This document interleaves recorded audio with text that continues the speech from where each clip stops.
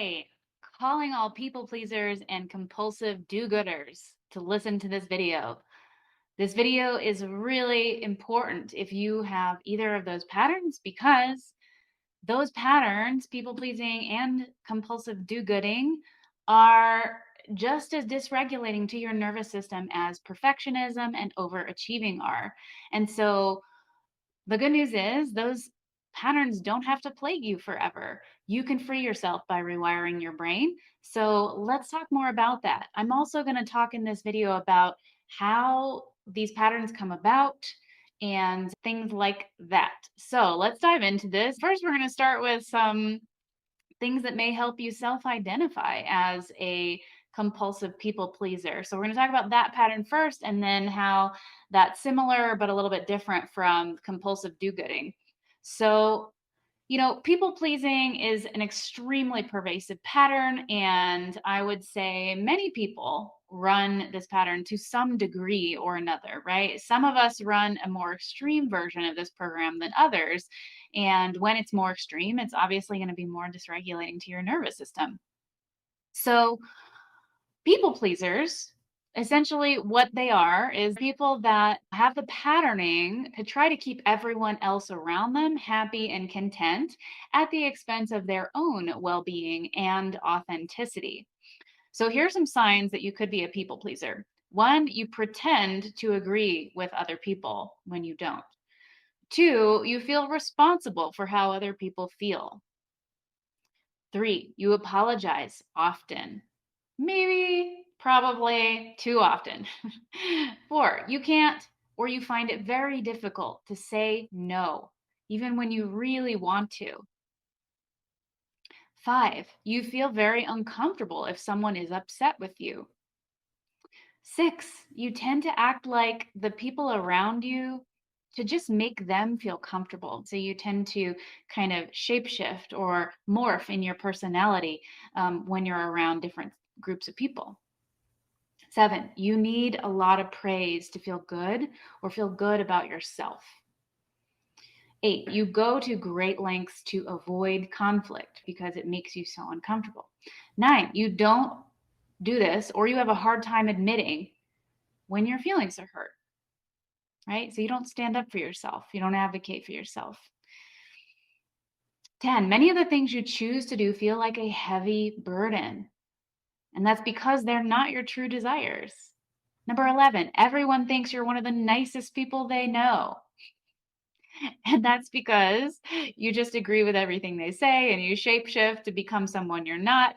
That makes them feel really comfortable. 12, you make all the plans and take care of all the details in your shared experiences, projects, and trips with other people. 13, you become silently angry and resentful because you do so much for others, but you feel underappreciated or taken for granted. For many people that are running these people-pleasing programs, that is actually one of their biggest dysregulators is that they get really upset because they're doing all the things and other people are just saying, "Oh, cool, thanks, I love that." And they don't always reciprocate, and you don't always speak up for your desire for them to reciprocate. Number 14, you struggle to enjoy relationships because you feel too stressed in all your interactions about how to make the other person happy or comfortable. Number 15, you cycle in and out of exhaustion and depression from overexerting yourself trying to please others. Number 16, you attract people who take advantage of your kindness and don't respect other people's boundaries because you allow that behavior and because it's advantageous for them, right? And so, if it's really great for them and makes their life easier and you're fine with it or you seem to be fine with it, why wouldn't they? People pleasing takes a lot of energy and it is stressful. So let's talk about why that is. One, it requires you to suppress your authentic self often. Who you really are, what you really feel, your opinions, your desires, and even your needs. And this leads to making no space for your own happiness, right? You don't pursue your own dreams and desires when they're in conflict with what someone else wants from you or for themselves. Two, it leads to you leaving too little space for self-care. And so, of course, your health is going to suffer, right? Number three, it leads to allowing your boundaries to be violated regularly, which can lead to the feeling of being victimized, when in reality, you are a victim of yourself in that situation often because you are not upholding your own boundaries, right?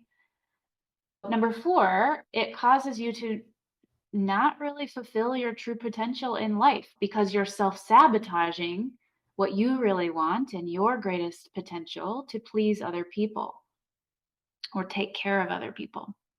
Number five, it leads to feeling unheard, misunderstood, and lonely because you're not forming true, authentic connections by letting people see your true self. And so a lack of vulnerability in relationships means that relationships are superficial, which for most people means they are not fulfilling. They don't feel as rich and as meaningful as they could be if they were actually authentic, vulnerable, and intimate in some way, right? Number six, it leads to never relaxing. Never relaxing because there is always something else you could be doing to make someone else happy, right? We all have a lot of people in our lives. At any given moment, multiple of them are struggling with various different things and wanting this and needing support. And so, in reality, if you never prioritize yourself, if other people always come first, it typically means that you're never going to relax. So, that's, of course, not a great recipe for your health, including the health of your nervous system, but your health in general, too, because it's very draining. So it usually means if you're people pleasing all the time that you're overextending yourself, right? You use that energy that you don't actually have and you deny when you're tired or not feeling well enough to do something for the other person. This obviously leads down the road of burnout and exhaustion, of course.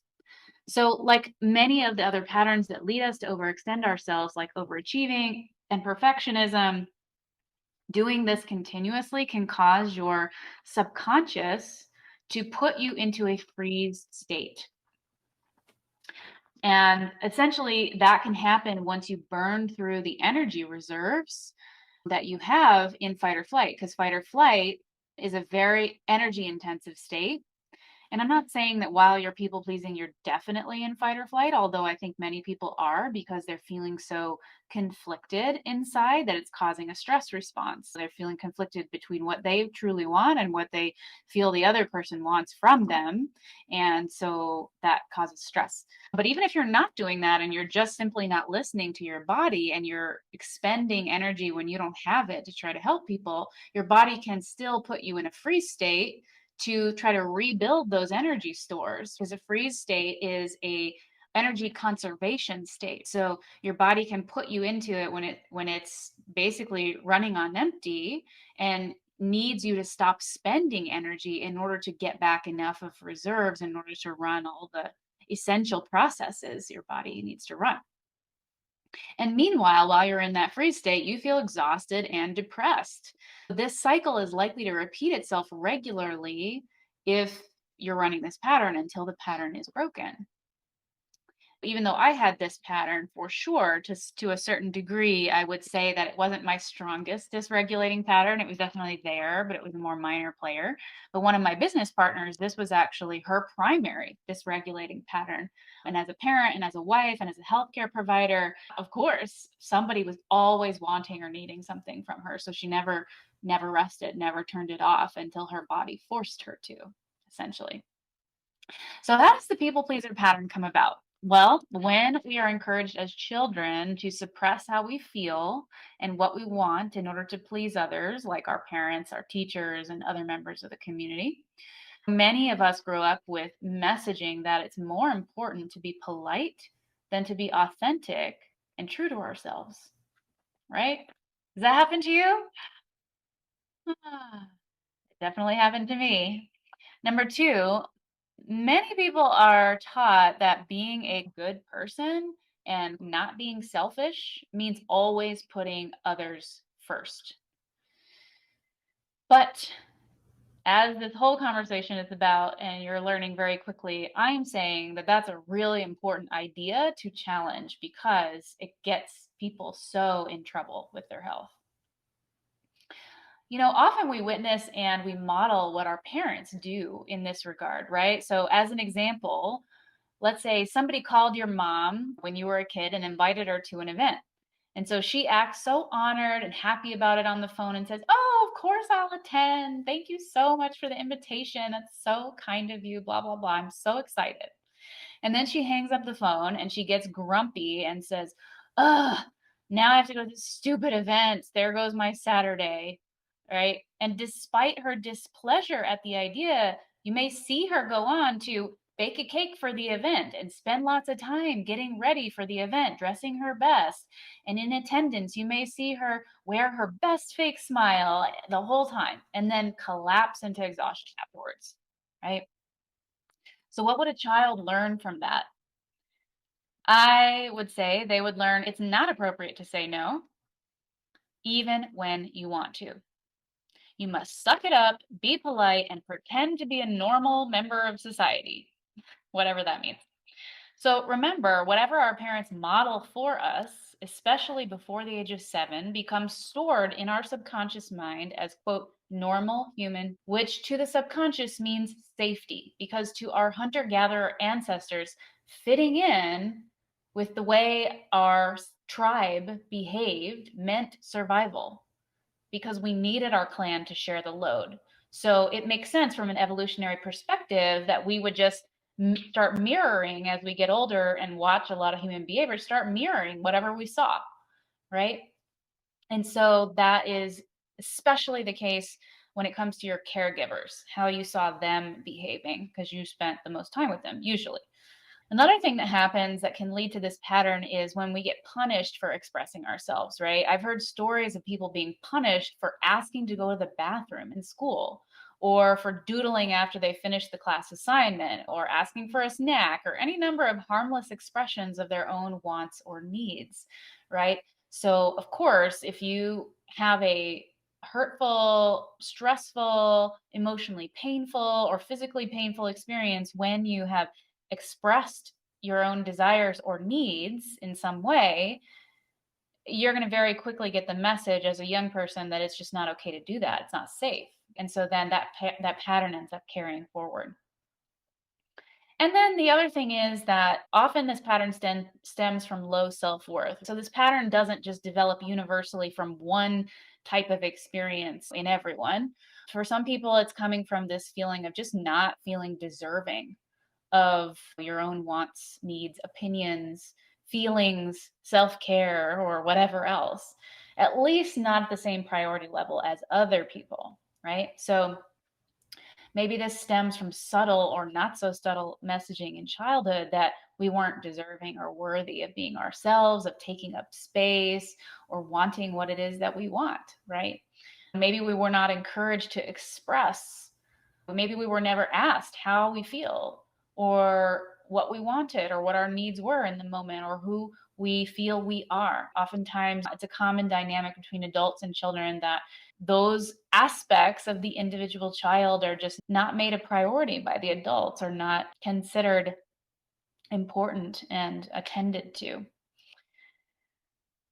It can also be the case that it's clear that no one in the family cares or is willing to make space for our wants, needs, desires, or our own uniqueness. Of course, another thing that could happen is we're not shown love, approval, or affection unless we are doing what our caregiver wants. So we develop the belief system that I'm only worthy of love if I please others. That situation happens a lot, where basically love and affection is withheld until the parents or caregivers are getting what they want from the children. And that sends this very clear message, as I just mentioned. Sometimes this pattern also develops because we have a very volatile or narcissistic parent who flies off the handle when we are not pleasing them in every way, or worse, for no apparent reason at all, which leaves the child on high alert, always trying to read that parent's mood and anticipate their needs ahead of time and do whatever they feel they can to avoid this parent's wrath or moodiness. So I had a client with an alcoholic father who was sometimes a rather angry, unpredictable drunk, and a mother who was mentally ill and narcissistic. She learned through many scary instances as a child with her drunk father to be quiet and hide whenever he was drunk, or at the very least to say what he wanted to hear in order to not get hurt. And if she did anything that upset her mother would say things like, "You don't love me. My own child doesn't care about me." And she would withdraw and cry and withhold love from her 4-year-old daughter until the daughter begged for her forgiveness and professed her love for her mother until she was basically blue in the face. These episodes of her mother withdrawing love and blaming it on her daughter were so painful for the little girl that she made a decision at a very early age to do everything she could to please her mom so that she didn't have to feel that pain. So, as an adult, she did the very same thing in her romantic relationships, work relationships, and even friendships. And it was exhausting. Her nervous system never rested, always trying to anticipate the next threat in the form of someone's discontent in her life. It meant that she was well liked by almost everyone, but she didn't really know who she was or what she wanted for herself. It also led to the enabling of other people's unhealthy emotional patterns. She took the blame for everything and did the fixing so other people didn't have to deal with their own emotions. However, it doesn't really work to try to fix other people's emotional issues. They may feel slightly better, but the problem is still there. So, as an example, let's say someone has a huge self worth wound. They never feel good enough, and they tell you it's because you criticize them. No matter how kind you are about your constructive feedback, which, by the way, is an important feature in healthy relationships, it hurts them to no end, and they always feel like a victim of you. If you say, "You're right, I'm sorry, whatever you did is okay, I love you, let's let it go." Do you see how this may help them feel better in the moment, but also prevents them from doing the much needed work to grow their self esteem so they can handle kind, constructive criticism at some point? Yeah. So hopefully you can see now why this pattern is so pervasive. Almost everyone has experienced some of the conditions above as a child. We live in a world where the adults are so stressed that, of course, they struggle to attend to their children's wants, needs, and desires. And at the same time, even if parents or teachers are aware of this issue, it may be difficult for them to know how to strike a balance between letting the child run the show and become a selfish brat. And the other side of the coin is making them feel as though their feelings, desires, and needs don't matter, right? And so it's a balancing act for parents, and it's not always easy to strike that balance. We also live in a world where the educational system depends on order and conformity, so children learn to suppress themselves at school quite early. So while there are plenty of things we can do to pass on a more balanced way of being to the next generation, the most important work in doing so is to learn to rewire this pattern in ourselves as adults. If we can model a healthy balance of being helpful and taking care of ourselves, listening to other people's emotional needs and expressing our own, following our dreams while encouraging others to do the same, that will teach the next generation so much more than anything we could tell them, right?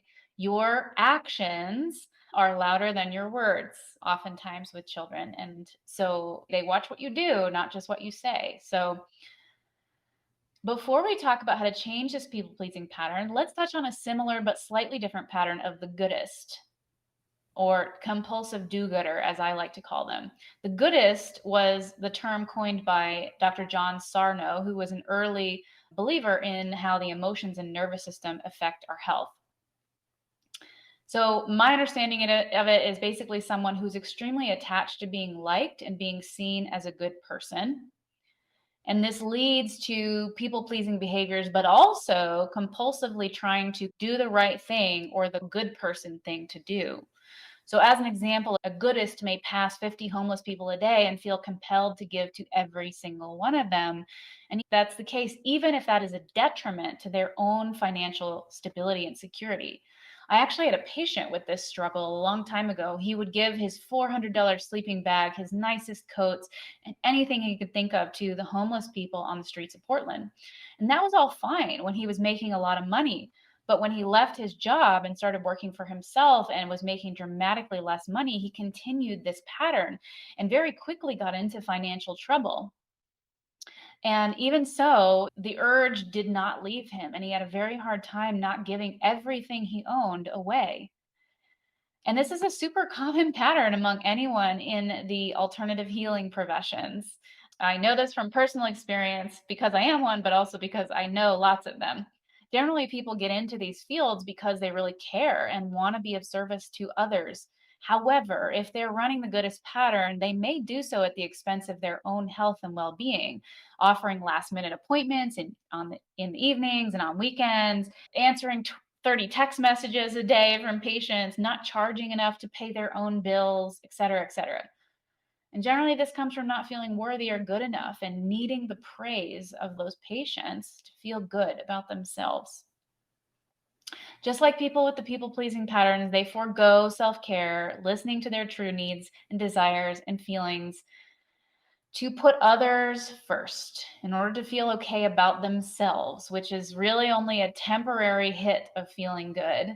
It never really fills the void inside them because you can't solve an inside problem with outside actions. So they just keep trying and giving themselves away over and over and over again. So I'm going to end this video here because it's getting quite long, but I'll jump back on and tell you what to do to rewire this pattern, where to get started with changing this wiring in your own brain so that you can be free to be healthier and happier and more yourself. So stay tuned for the next live, which will be coming sometime in the next few days. All right, I'll see you in the next video.